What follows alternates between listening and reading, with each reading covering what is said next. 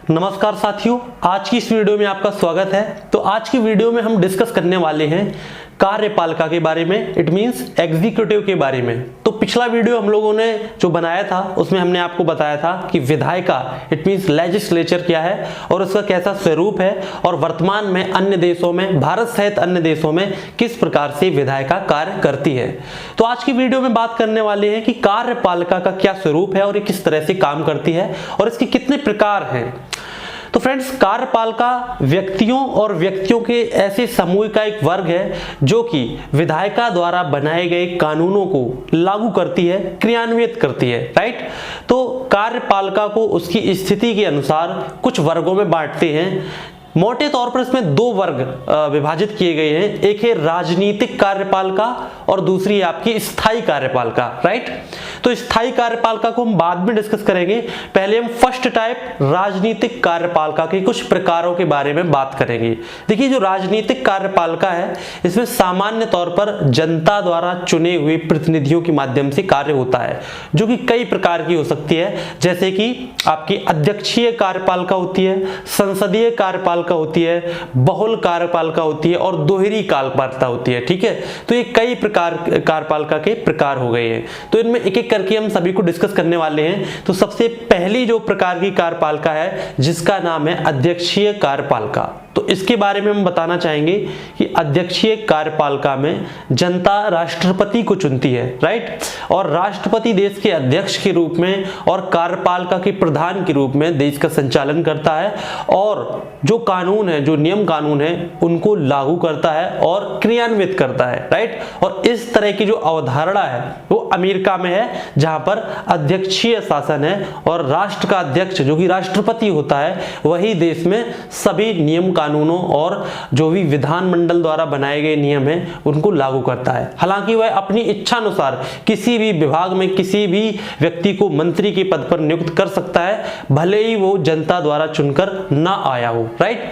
तो राजनीतिक कार्यपालिका में दूसरा जो प्रकार मैंने आपको बताया था वो है संसदीय कार्यपालिका, राइट। तो संसदीय कार्यपालिका में क्या होता है कि जनता द्वारा चुने हुए कुछ प्रतिनिधि जो कि सामूहिक रूप से एक सरकार का गठन करते हैं और उसमें पूरी सरकार का एक मुखिया होता है जिसको कि प्रधानमंत्री कहते हैं और प्रधानमंत्री उन चुने हुए प्रतिनिधियों में ही कुछ व्यक्तियों को, कुछ सदस्यों को मंत्री बनाता है और एक मंत्रिमंडल का निर्माण करता है और वही मंत्रिमंडल पूरा सामूहिक रूप से कार्यपालिका का काम करता है और विधायिका द्वारा बनाए गए नियमों को देश में लागू करता है, क्रियान्वित करता है, राइट। तो ये संसदीय कार्यपालिका का एक प्रारूप है, राइट।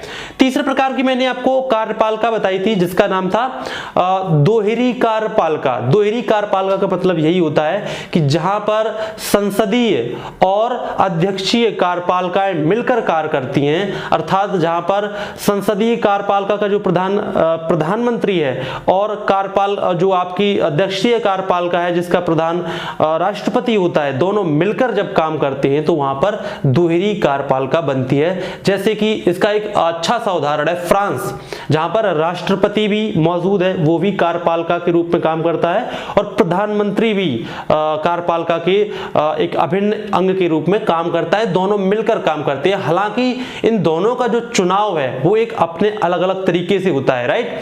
जैसे कि वहां के जो राष्ट्रपति हैं उनका चुनाव राष्ट्रपति प्रणाली जो अमेरिका की प्रणाली है उससे होता है और प्रधानमंत्री का जो चुनाव है वो संसदीय है, यानी कि ब्रिटिश परंपरा के अनुसार होता है, राइट। एक और कार्यपालिका मैंने आपको बताई थी जिसका नाम था बहुल कार्यपालिका। इसमें क्या होता है कि किसी देश में एक ऐसा समूह गठित किया जाता है जिसमें कि कुछ निश्चित सदस्य होते हैं और उन सभी सदस्यों को कार्यपालिका का प्रधान माना जाता है और वो सब संयुक्त रूप से बराबर शक्तियों के माध्यम से देश में कार्यपालिका के दायित्वों का निर्वहन करते हैं। जैसे कि इसका अच्छा उदाहरण है स्विट्जरलैंड, जहां पर 7 सदस्य कार्यपालिका के रूप में काम करते हैं जिनका एक प्रधान भी होता है, लेकिन 7 सदस्यों को वहां पर बराबर वेटेज मिला हुआ है, यानी कि बराबर अधिकार दिए गए हैं। तो जो कि बहुल कार्यपालिका का एक उत्तम उदाहरण है, राइट।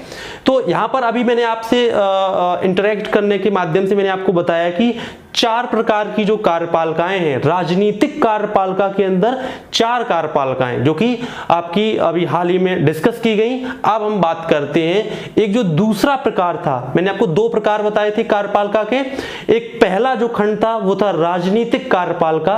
राजनीतिक कार्यपालिका के मैंने आपको 4 खंड बता दिए, लेकिन अब ये दूसरा जो पार्ट है, राइट, ये आपका स्थायी कार्यपालिका। स्थायी कार्यपालिका में क्या होता है कि जो किसी देश में जो नौकरशाही है यानी कि ब्यूरोक्रेसी है, वो स्थायी कार्यपालिका के रूप में काम करते हैं और विधायिका द्वारा बनाए गए कानूनों को कार्यपालिका के माध्यम से स्थानीय स्तर पर, राज्य स्तर पर, जिला स्तर पर उन कानूनों को लागू करते हैं और क्रियान्वित करते हैं, राइट। जैसे कि डीएम, एसपी या फिर हम कह सकते हैं डीएम, एसडीएम, स्थानीय स्तर पर जो जिलाधिकारी है वो ब्यूरोक्रेसी का एक अभिन्न हिस्सा है और वो कार्यपालिका का ही काम करते हैं। तो एक स्थायी कार्यपालिका होती है क्योंकि ये बार बार बदलती नहीं है, क्योंकि जो राजनीतिक कार्यपालिका है वो हर 5 वर्ष 4 वर्ष बाद निश्चित अवधि के बाद फिर से जनता द्वारा चुनी जाती है, लेकिन स्थायी कार्यपालिका स्थायी रहती है। वो अपने जीवन पर्यंत जितनी भी उनका सेवा काल होता है तब तक नौकरी करते हैं और तब तक कार्यपालिका का एक अभिन्न हिस्सा बने रहती है, राइट। तो अभी हमने आपसे डिस्कशन किया कि कार्यपालिका का किस तरह का स्वरूप होता है और कार्यपालिका कैसी वर्क करती है, ठीक है। तो मोटे तौर पर, इन शॉर्ट में आपको एक बार फिर से बताना चाहूंगा, मोटे तौर पर 2 प्रकार की कार्यपालिका होती है। एक होती है स्थायी कार्यपालिका और दूसरी होती है राजनीतिक कार्यपालिका। राजनीतिक कार्यपालिका के मैंने आपको 4 प्रकार बताए थे, जिसमें कि अध्यक्षीय कार्यपालिका और दूसरा संसदीय कार्यपालिका और तीसरा दोहरी कार्यपालिका और तीसरा बहुल कार्यपालिका, राइट। और ये दूसरा प्रकार था वो था स्थायी कार्यपालिका, जिसमें कि ब्यूरोक्रेसी आती है, राइट। तो ये हुए आपके कार्यपालिका के सभी प्रकार, और ये वर्क किस प्रकार के करती है, ये विधायिका द्वारा कानूनों को देश में लागू करती है और क्रियान्वित करती है, राइट। अगर हम भारत में इसका स्वरूप देखें तो भारत में राजनीतिक कार्यपालिका के अंतर्गत संसदीय कार्यपालिका को अपनाया गया है, राइट। यानी कि संसद द्वारा देश में कानून बनाए जाते हैं और संसद में जो सदस्य है, जिसमें कि जो सरकार किसी पार्टी की होती है, जो बहुमत में होती है, उसी दल के लोग या उसी दल के जो सदस्य हैं वो मंत्रिमंडल में रहते हैं और उसी दल का नेता होता है जो कि कार्यपालिका का प्रमुख होता है। तो इस तरह का सिस्टम अपने देश में अपनाया गया है। हालांकि भारत में स्थायी कार्यपालिका भी है जो कि ब्यूरोक्रेसी के रूप में काम करती है, जहां पर आप देखते हैं कि प्रशासनिक अधिकारी अपने दायित्वों का निर्वहन करते हैं और विधायिका द्वारा बनाए गए कानून को स्थानीय स्तर पर लागू करते हैं, राइट। तो अभी हमने जाना कार्यपालिका और उसके प्रकार और उसका स्वरूप और भारत में किस प्रकार से कार्यपालिका वर्क करती है, आज की वीडियो में हमने जाना।